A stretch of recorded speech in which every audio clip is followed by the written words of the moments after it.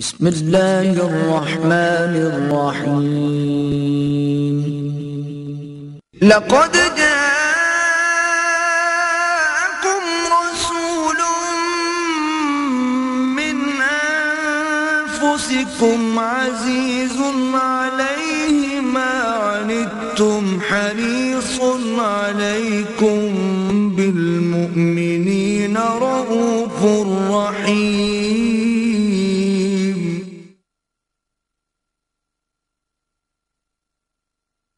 نحمده ونصلي على رسوله الكريم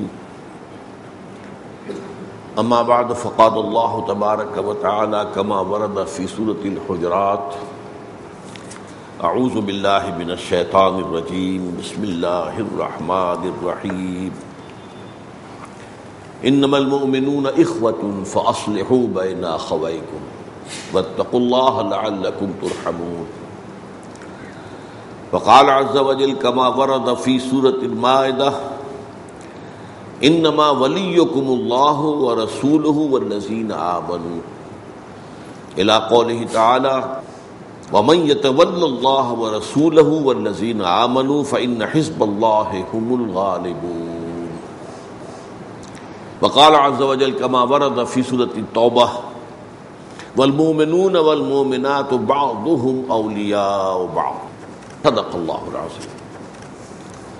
وعن ابی ہریرہ رضی اللہ تعالی عنہ قال رسول اللہ صلی اللہ علیہ وسلم لا تحاسدوا ولا تناجشوا ولا تباغضوا ولا تدابروا ولا يبع بعضكم على بيع بعض وكونوا عباد اللہ اخوانا. المسلم اخو المسلم لا يظلمه ولا يخذله ولا يحقره التقوى ها هنا ويشير الى صدره ثلاث مرات التقوى ها هنا التقوى ها هنا التقوى ها هنا.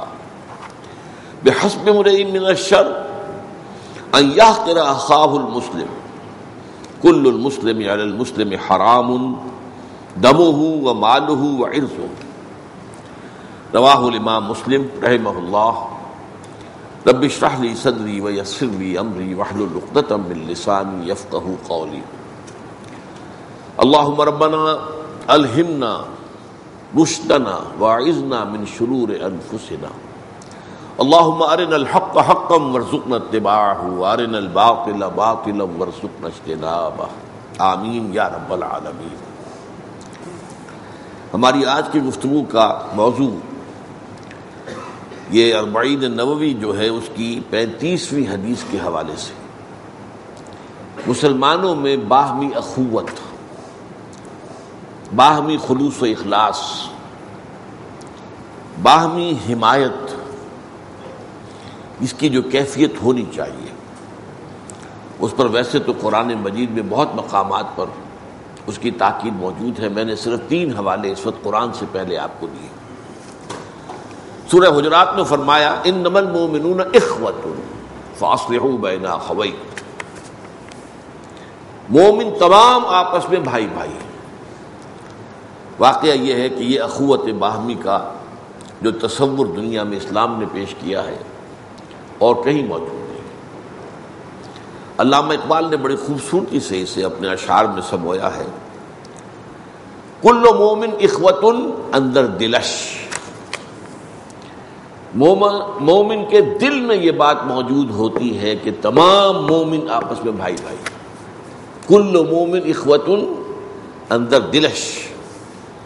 حریت سرمایہ آب و گلش.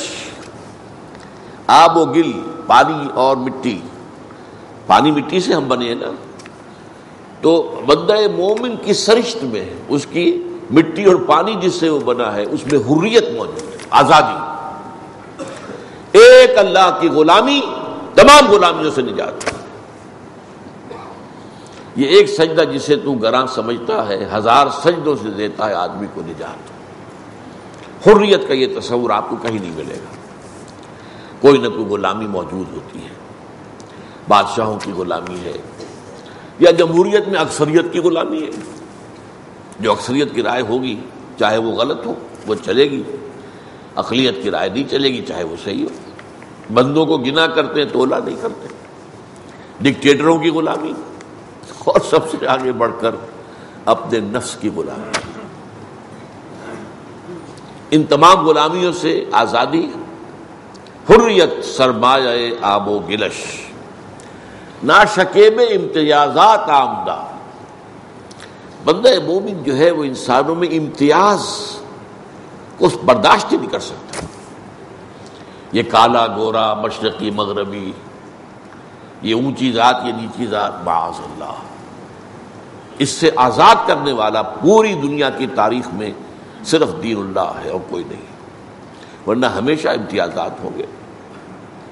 کالے گورے کا امتیاز آج بھی امریکہ میں ختم نہیں ہوا ہے، اگرچہ قانونی دستوری اعتبار سے جتنی وہاں کوشش کی گئی اس سے زیادہ ناممکن ہے۔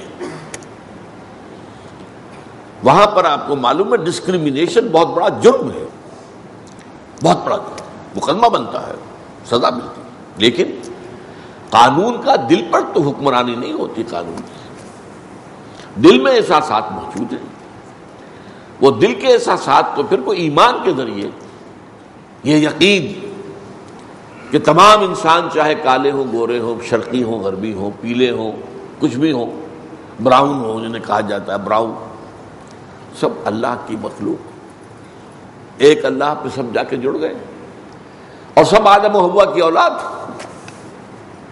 ان سب کا باپ مشترک ہے، ماں مشترک ہے۔ یہ ڈسکریمنیشن جو ہے نہیں ختم ہو سکتی جب تک کہ ان دو چیزوں پر ایمان نہ ہو کہ اللہ ہے سب کا خالق اور ساری نوع انسانی آدم اور حوا کے نسل ہے۔ اور ڈاروین کے نظریے نے تو بانٹ دیا انسان کو، اب ان کے درمیان کیا چیز مشترک ہے؟ انسانوں کے درمیان کوئی چیز مشترک ہے ہی نہیں۔